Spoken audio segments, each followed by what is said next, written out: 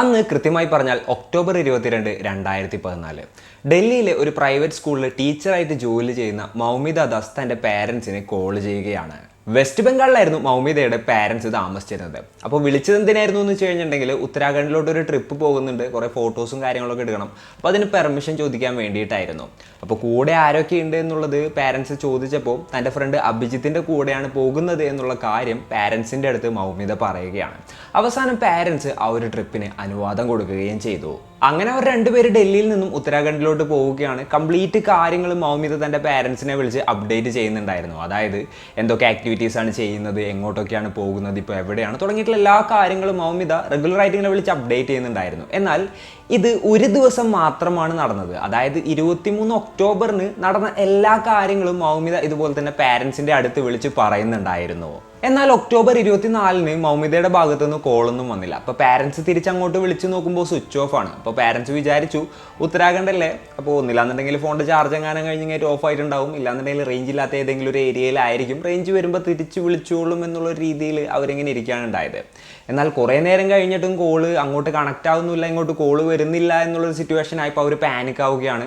കൂടെ ഉണ്ടായിരുന്ന മൗമിതയുടെ ഫ്രണ്ട് ആയിട്ടുള്ള അഭിജിത്തിനെ വിളിക്കുകയാണ് ഉണ്ടായത്. എന്നാൽ ആളുടെ ഫോണും ആ ഒരു സമയത്ത് സ്വിച്ച് ഓഫ് ആയിരുന്നു. ഇതുകൂടെ ആയപ്പോൾ പാരൻസ് ആകെപ്പാടെ ഭയപ്പെടാനായിട്ട് തുടങ്ങി. രണ്ടുപേരെ മാറി മാറി വിളിച്ചിട്ടും കോള് കണക്റ്റ് ആകുന്നില്ല. അങ്ങനെ ഇവരുടെ ഭയം വർദ്ധിച്ചു. ഇവർ നേരെ അവിടെ നിന്ന് ഫ്ലൈറ്റിന് ഡൽഹിയിലോട്ട് പോവുകയാണ് ഉണ്ടായത്. അവിടെ ചെന്നിട്ടും ഈ കോള് കണക്റ്റ് ആവുന്നില്ല. അപ്പോൾ വേറൊരു നിവൃത്തിയും ഇല്ലാതെ ഈ മകള് താമസിച്ചിരുന്ന ഏരിയയിലുള്ള പോലീസ് സ്റ്റേഷനിലോട്ട് പോയിട്ട് ഒരു മിസ്സിംഗ് കംപ്ലൈൻറ്റ് ഫയൽ ചെയ്യുകയും ചെയ്തു. അപ്പോൾ അന്ന് മൗമിതയും അഭിജിത്തും എങ്ങോട്ടാണ് പോയത്? സത്യത്തിൽ അവർക്ക് എന്താണ് സംഭവിച്ചത്? ഉത്തരാഖണ്ഡിൽ ട്രിപ്പ് പോയ അവർക്ക് എന്തെങ്കിലും അപകടം സംഭവിച്ചോ? നോർത്ത് ഇന്ത്യയെ തന്നെ നടുക്കിയ 2014 സംഭവിച്ച ഒരു കേസിനെ കുറിച്ചിട്ടാണ് ഇന്നത്തെ വീഡിയോയിലൂടെ നമ്മൾ സംസാരിക്കാൻ പോകുന്നത്. Hello guys, welcome back to the channel. Rizin this side. West ബംഗാളിലെ നാഡിയ എന്ന് പറയുന്ന സ്ഥലത്തായിരുന്നു കൃഷ്ണദാസും ആളുടെ ഭാര്യയായിട്ടുള്ള കാജൽ ദാസും താമസിച്ചിരുന്നത്. ഇവരുടെ മകളുടെ പേരായിരുന്നു മൗമിത ദാസ്.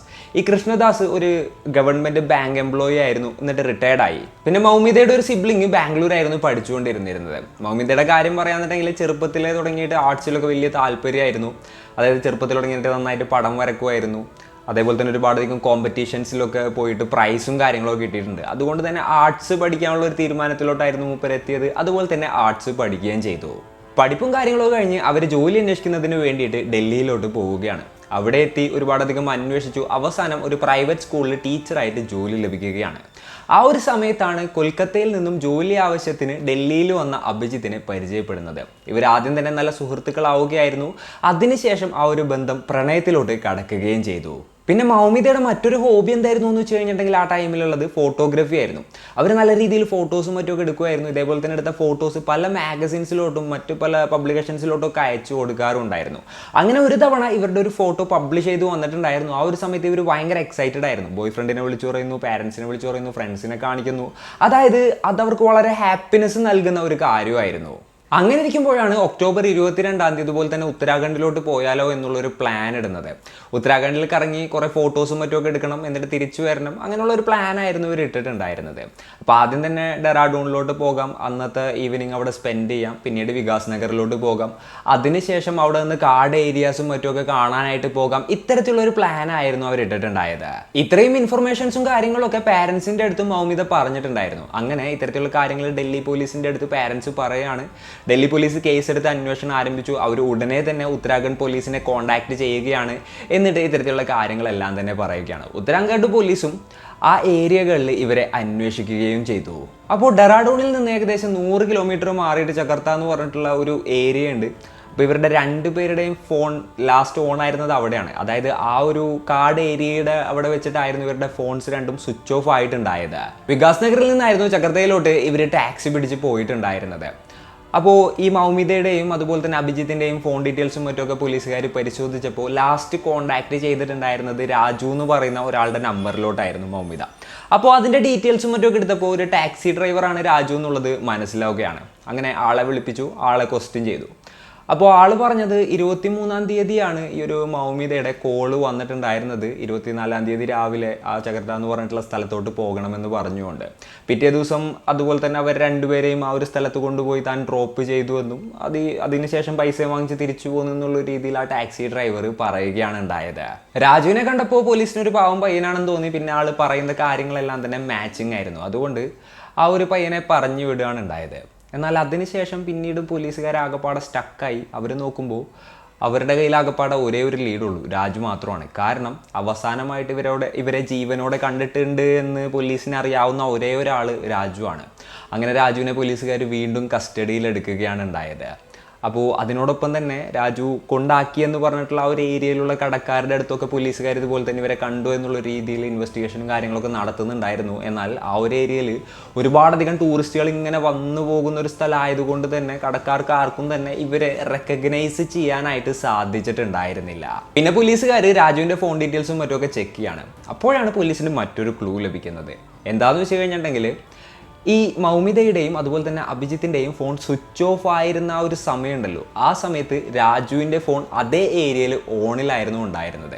അപ്പോൾ ഇത്രത്തോളം കാര്യങ്ങളൊക്കെ കണ്ടപ്പോൾ എന്തൊക്കെയോ ഒരു ഡായ്പ് പോലീസുകാർ മണക്കുകയാണ്. അതുപോലെ തന്നെ ഇയാളെ നല്ല രീതിയിൽ ക്വസ്റ്റ്യൻ ചെയ്യുകയും ചെയ്തു. പോലീസ് മുറയിൽ ക്വസ്റ്റ്യൻ ചെയ്തപ്പോൾ ഇയാൾ വേറെ ഒരു സ്റ്റോറി പോലീസിൻ്റെ അടുത്ത് പറയുകയാണ് ഉണ്ടായത്. വികാസ് നഗറിലായിരുന്നു ഈ ഒരു രാജുവിൻ്റെ വീടും കാര്യങ്ങളൊക്കെ ഉണ്ടായിരുന്നത്. ചക്രട്ട അതേപോലെ തന്നെ ഡെറാഡൂൺ ആ രണ്ട് ഏരിയകളിലോട്ട് കാറിൽ ട്രിപ്പ് പോകുന്നത് ആയിരുന്നു ഇയാളുടെ ജോലി. ഇയാളെ കുറിച്ച് പറയാന്നുണ്ടെങ്കിൽ ഇയാൾ അത്യാവശ്യം നല്ല രീതിയിൽ ലഹരിയും കാര്യങ്ങളൊക്കെ ഉപയോഗിക്കുന്ന ഒരാളായിരുന്നു. പിന്നെ രാജുവിൻ്റെ ഒരു ശീലം വെച്ചിട്ട് ആൾ ടൂറിസ്റ്റുകളെ പറ്റിക്കുന്നത് പതിവാക്കിയിട്ടുള്ള ഒരാളായിരുന്നു. പിന്നെ ആളുടെ നാട്ടിൽ ആൾക്ക് വളരെ ക്ലോസ് ആയിട്ടുള്ള 3 ഫ്രണ്ട്സ് ഉണ്ട്. ഇവരെ 3 പേരെയും കുറിച്ച് പറയാന്നുണ്ടെങ്കിൽ ഇവർ അതുപോലെ തന്നെ എന്താ പറയുക, ലഹരിക്ക് അടിമയായിട്ടുള്ള ആളുകളായിരുന്നു. ബബുലു, ഗുഡ്ഡു, കുന്ദൻ എന്നായിരുന്നു ഇവരുടെ 3 പേരുടെയും പേര്. അപ്പോൾ സംഭവിച്ചത് എന്താണെന്ന് വെച്ച് കഴിഞ്ഞിട്ടുണ്ടെങ്കിൽ ഒക്ടോബർ 23-ാം തീയതി ഈ മൗമിത ഈ രാജുവിനെ വിളിക്കുകയാണ്. നമ്പർ എങ്ങനെയാണ് കിട്ടിയതെന്ന് വെച്ച് കഴിഞ്ഞിട്ടുണ്ടെങ്കിൽ മൗമിത താമസിച്ചിരുന്ന ഹോട്ടലിൻ്റെ റിസപ്ഷനിൽ പോയിട്ട് നാളെ ഞങ്ങൾക്ക് ട്രാവൽ ചെയ്യാനായിട്ടൊരു ടാക്സി വേണമെന്ന് പറഞ്ഞു. അപ്പോൾ ഹോട്ടലിൽ റിസപ്ഷനിലിരിക്കുന്ന ആളുകൾ ഈ ഒരു രാജുവിൻ്റെ നമ്പർ കൊടുക്കുകയായിരുന്നു. അപ്പോൾ ആ ഒരു ഹോട്ടലിൽ നിന്ന് ഇതേപോലെ തന്നെ ഓട്ടോയും കാര്യങ്ങളൊക്കെ രാജു പോകാറുണ്ടായിരുന്നു. അങ്ങനെയാണ് മൗമിത രാജുവിനെ വിളിക്കുന്നത്. പറഞ്ഞ പോലെ തന്നെ പിറ്റേ ദിവസം രാവിലെ തന്നെ രാജു ആ ഒരു സ്ഥലത്തോട്ടെത്തി. ഈ അഭിജിത്തും അതുപോലെ തന്നെ മൗമിതയും ആ ഒരു കാറിൽ കയറിയിട്ട് പറഞ്ഞ സ്ഥലത്തോട്ട് പോവുകയും ചെയ്തു. ആ ഒരു യാത്രയുടെ ഇടയിൽ രാജു ഇവരെ നോട്ടീസ് ചെയ്യുന്നുണ്ടായിരുന്നു. ഇവരുടെ സംസാരം കൊണ്ടും മറ്റുമൊക്കെ ഇവർ നല്ല റിച്ച് ആയിട്ടുള്ള ആളുകളാണ് എന്നുള്ളൊരു ചിന്ത രാജുവിൻ്റെ ഉള്ളിൽ വരികയാണ്. അതുപോലെ തന്നെ മൗമിതയുടെ മേത്തുണ്ടായിരുന്ന ഓർണമെൻറ്റ്സും അതുപോലെ തന്നെ ഫോണും ബാഗും എല്ലാം നല്ല എക്സ്പെൻസീവ് ആയിട്ടുള്ള സാധനങ്ങളായിരുന്നു. അതുകൊണ്ട് തന്നെ എന്തൊക്കെ തന്നെ വന്നിട്ടുണ്ടെങ്കിലും ഇവരെ കൊള്ളയടിക്കണം എന്നുള്ളൊരു മൈൻഡ് സെറ്റിലോട്ട് രാജു എത്തുകയാണ്. അങ്ങനെ ഇവരെ കറക്കാനുള്ള ആ ഒരു ഏരിയയിലോട്ടും കാര്യങ്ങളിലോട്ടോ കൊണ്ടുപോയി അവരവിടെ ഇറക്കി വിട്ടതിന് ശേഷം രാജു കാര്യങ്ങൾ പ്ലാൻ ചെയ്യാൻ ഉണ്ടായത്. അതായത് ആളുടെ 3 ഫ്രണ്ട്സിനെ വിളിച്ചു. എന്നിട്ട് ഇതേപോലെ തന്നെ 2 പേര് വന്ന് ചാടിയിട്ടുണ്ട്, ഇവരെ കൊള്ളയടിച്ച് കഴിഞ്ഞിട്ടുണ്ടെങ്കിൽ നല്ല പൈസ ഉണ്ടാക്കാം തുടങ്ങിയിട്ടുള്ള കാര്യങ്ങളെല്ലാം തന്നെ പറയുകയാണ് ഉണ്ടായത്. അങ്ങനെ രാജുവിൻ്റെ പ്ലാനിങ് ഒക്കെ കഴിഞ്ഞു. കുറച്ചു നേരം കഴിഞ്ഞപ്പോൾ അഭിജിത്തും മൗമിതയും വരികയാണ്. അപ്പോൾ ഓൾറെഡി ആ ഒരു ട്രാവലിൽ രാജുവിൻ്റെ അടുത്ത് ഇവർക്ക് ഒരു ട്രസ്റ്റ് വന്നിട്ടുണ്ടായിരുന്നു. ആൾ കാണാനും അത്യാവശ്യം വലിയ കുഴപ്പക്കാരനാണെന്ന് തോന്നുന്നില്ല. അതുപോലെ തന്നെ ആൾ നല്ല രീതിയിലായിരുന്നു പെരുമാറിയിരുന്നത്. അങ്ങനെ രാജു വേറെയും കുറച്ച് സ്ഥലങ്ങളുണ്ട്, അപ്പോൾ അങ്ങോട്ട് പോകാം എന്നുള്ളത് പറയായിരുന്നു. അപ്പോൾ ഇവർ 2 പേരും കാറിൽ കയറിയിരുന്നു. വളരെ കൂളായിട്ട് ആ ഒരു ട്രിപ്പ് ഇങ്ങനെ പോയിക്കൊണ്ടിരിക്കുകയായിരുന്നു. അങ്ങനെ ഇയാൾ ഊടുവഴി കയറുന്നതും കാടിൻ്റെ ഇടയിൽ കൂടെ പോകുന്നതൊന്നും ഇവർക്ക് മനസ്സിലായില്ല. അപ്പോൾ ആ പോകുന്നതിൻ്റെ ഇടയ്ക്ക് മറ്റേ 3 ഫ്രണ്ട്സ് ഓൾറെഡി പറഞ്ഞ് സെറ്റാക്കി വെച്ചിട്ടുണ്ടായിരുന്നല്ലോ, അവർ ആളൊന്നും ഇല്ലാത്തൊരു ഏരിയയിൽ വെച്ചിട്ട് വണ്ടിക്ക് കൈ കാണിക്കുകയാണ് ഉണ്ടായത്. അപ്പോൾ ഈ രാജു വണ്ടി നിർത്തി. അതിനുശേഷം അഭിജിത്തിനോടും മൗമിതയോടും പറഞ്ഞു, അവരെൻ്റെ ഗ്രാമത്തിലത്തെ ഫ്രണ്ട്സാണ്, കുറച്ചങ്ങോട്ട് പോകാൻ വേണ്ടിയിട്ട് നിൽക്കുകയാണ് ടൗണിലോട്ട്. അപ്പോൾ നിങ്ങൾക്ക് ബുദ്ധിമുട്ടില്ലാന്നുണ്ടെങ്കിൽ നമുക്ക് അവരെ ടൗണിൽ ഇറക്കി വിടാം, എന്തെങ്കിലും ബുദ്ധിമുട്ടുണ്ടോ എന്നുള്ള കാര്യം ചോദിച്ചു. അപ്പോൾ അവർ, അതായത് ഈ ഒരു അഭിജിത്ത് ആയിക്കോട്ടെ അതുപോലെ തന്നെ മൗമിത ആയിക്കോട്ടെ, ഓൾറെഡി ഈ ഒരു രാജുവിനെ ട്രസ്റ്റ് ചെയ്യുന്നുണ്ടായിരുന്നു. അപ്പോൾ അവർ വിചാരിച്ചു ഓക്കെ 2-3 പേര് കുറച്ച് നേരം നമ്മളൊപ്പം ട്രാവൽ ചെയ്യുന്നതുകൊണ്ട് കുഴപ്പമൊന്നുമില്ലല്ലോ എന്ന് വിചാരിച്ചുകൊണ്ട് അലൗ ചെയ്യാനുണ്ടായത്. അങ്ങനെ അവർ 3 പേരും കാറിൽ കയറുകയും ചെയ്തു. പിന്നീട് ഈ ഒരു വണ്ടി പതിയെ മുന്നോട്ട് പോവുകയാണ്. മുന്നോട്ട് കൊണ്ടിരിക്കുന്നതിൻ്റെ ഇടയിൽ ഇവർ ലോക്കൽ ലാംഗ്വേജിൽ സംസാരിക്കാനായിട്ട് തുടങ്ങി. അപ്പോൾ ഇവർ കൊള്ളയടിക്കുന്നതിനെക്കുറിച്ചും അതുപോലെ തന്നെ പിന്നീട് സംസാരിച്ചത് മൗമിതയെക്കുറിച്ചുമായിരുന്നു. കാണാൻ നല്ല സുന്ദരിയാണെന്നും ഇവളെ ഇന്ന് അനുഭവിക്കണം തുടങ്ങിയിട്ടുള്ള കാര്യങ്ങൾ ഇവർ പറയുകയാണ്. അതിനുശേഷം പതിയെ പതിയെ മൗമിതയെ നല്ല രീതിയിൽ ടീസ് ചെയ്യാനായിട്ട് തുടങ്ങി. ഇതൊക്കെ കണ്ടപ്പോൾ അഭിജിത്തിന് എന്തോ പന്തികേട് തോന്നിയിട്ട് ആള് എതിർക്കാനായിട്ട് നോക്കുകയാണ്. എന്നാൽ ആ ഒരു സമയത്ത് ഇവരുടെ ഭാവം മാറുകയാണ് ഉണ്ടായത്. ഇവർ കയ്യിൽ കരുതിയിരുന്ന ഒരു കയർ ഉപയോഗിച്ചുകൊണ്ട് അഭിജിത്തിന്റെ കഴുത്തിന് ചുറ്റിപ്പിടിക്കുകയാണ് ഉണ്ടായത്. അഭിജിത്ത് അത് തടയാനായിട്ട് ശ്രമിക്കുന്നുണ്ടായിരുന്നു. മൗമിതയും തിരിച്ച് എന്താ പറയുക അത് തടയാനൊക്കെ ആയിട്ട് ശ്രമിക്കുന്നുണ്ടായിരുന്നു. എന്നാൽ ഇവരെ ഓവർ പവർ ചെയ്യുകയാണ്. അതുപോലെ തന്നെ ആ ഒരു സ്പോട്ടിൽ വെച്ചിട്ട് അഭിജിത്തിനെ കൊലപ്പെടുത്തുകയും ചെയ്തു. അതിനുശേഷം അവർ വണ്ടി നേരെ യമുന നദിയുടെ ഒരു തീരത്തോട്ട് കൊണ്ടുപോവുകയാണ്. എന്നിട്ട് അഭിജിത്തിന്റെ ദേഹത്തുണ്ടായിരുന്നതും അതുപോലെ തന്നെ കയ്യിലുണ്ടായിരുന്നതുമായിട്ടുള്ള എക്സ്പെൻസീവ് ആയിട്ടുള്ള എല്ലാ കാര്യങ്ങളും എടുക്കുകയാണ്. പിന്നീട് ആ ഒരു ബോഡി യമുന നദിയിൽ ഡംപ് ചെയ്യാൻ ചെയ്തു. അതിനുശേഷം ആ ഒരു വണ്ടി പിന്നെയും മുന്നോട്ട് പതിയെ പോവുകയാണ്. ആ വണ്ടി മൂവ് ചെയ്യുന്നതിൻ്റെ ഇടയിൽ വെച്ചിട്ട് ഈ 4 പേരും മാറി മാറി മൗമിതയെ റേപ്പ് ചെയ്യുകയാണ് ഉണ്ടായത്. അങ്ങനെ റേപ്പ് ചെയ്ത് ആ ഒരു പെൺകുട്ടിയെ കൊലപ്പെടുത്തി. അതിനുശേഷം അഭിജിത്തിൻ്റെ ബോഡി എങ്ങനെയാണോ ഡംപ് ചെയ്തത് അതുപോലെ തന്നെ ആ ഒരു നദിയിൽ ഈ ഒരു സ്ത്രീയുടെ ബോഡിയും ഡംപ് ചെയ്യാണ്. അതേപോലെ തന്നെ എക്സ്പെൻസീവ് ആയിട്ടുള്ള കാര്യങ്ങളെല്ലാം തന്നെ എടുത്തിട്ടുണ്ടായിരുന്നു കേട്ടോ. മോഷണവും കാര്യങ്ങളൊക്കെ നടത്തിയതിന് ശേഷം റേപ്പും ചെയ്തതിന് ശേഷം ആ ഒരു സ്ത്രീയുടെ ബോഡിയും അവർ ആ ഒരു നദിയിൽ ഡംപ് ചെയ്യാണ് ഉണ്ടായത്. പിന്നീട് ഒന്നും അറിയാത്തതുപോലെ അവർ നാട്ടിലോട്ട് പോയി അവരവരുടെ ജോലികളിൽ വ്യാപൃതരാകുകയും ചെയ്തു. അപ്പോൾ രാജു ഇത്രത്തോളം കാര്യങ്ങളൊക്കെ പറഞ്ഞതിന് ശേഷം പോലീസുകാർ ബാക്കിയുള്ള 3 പേരെയും ഇതുപോലെ തന്നെ അറസ്റ്റ് ചെയ്യുകയാണ് ഉണ്ടായത്. പിന്നീട് തെളിവുകളും മറ്റുമൊക്കെ ശേഖരിച്ചു. ഇവർ മൗമിതയുടെയും അതുപോലെ തന്നെ അഭിജിത്തിൻ്റെ കയ്യിൽ നിന്ന് മോഷ്ടിച്ച സാധനങ്ങളെല്ലാം തന്നെ പോലീസുകാർ കണ്ടെത്തുകയാണ്. അതിനുശേഷം തെളിവുകളെല്ലാം തന്നെ കോടതിയിൽ ഹാജരാക്കുകയാണ്. അപ്പോൾ കോടതി ഇവർക്ക് 4 പേർക്കും ജീവപര്യന്തം തടവിന് ശിക്ഷിക്കുകയും ചെയ്തു. ഇവരിപ്പോഴും ജയിലിലാണ് ഈ ഒരു ജീവപര്യന്തം തടവ് ശിക്ഷ അനുഭവിച്ചുകൊണ്ടിരിക്കുകയാണ്. പിന്നീട് ഈ ഒരു മൗമിതയുടെയും അതുപോലെ തന്നെ അഭിജിത്തിൻ്റെയും ബോഡിക്ക് വേണ്ടിയിട്ട് ആ നദിയിൽ കംപ്ലീറ്റ് പോലീസുകാർ അരിച്ചു പറക്കുകയാണ് ഉണ്ടായത്. എന്നാലും അവരുടെ ബോഡി കണ്ടെത്താനും സാധിച്ചില്ല. അപ്പോൾ ഇന്നത്തെ വീഡിയോയിൽ ഇത്രയൊക്കെ തന്നെയാണ് പറയാനുള്ളത്. നമ്മൾ പോകുന്ന സ്ഥലങ്ങളിലെല്ലാം മേ ബി രാജുവിനെ പോലെയുള്ള ആളുകൾ ഉണ്ടാവാനുള്ള സാധ്യത വളരെ കൂടുതലാണ്.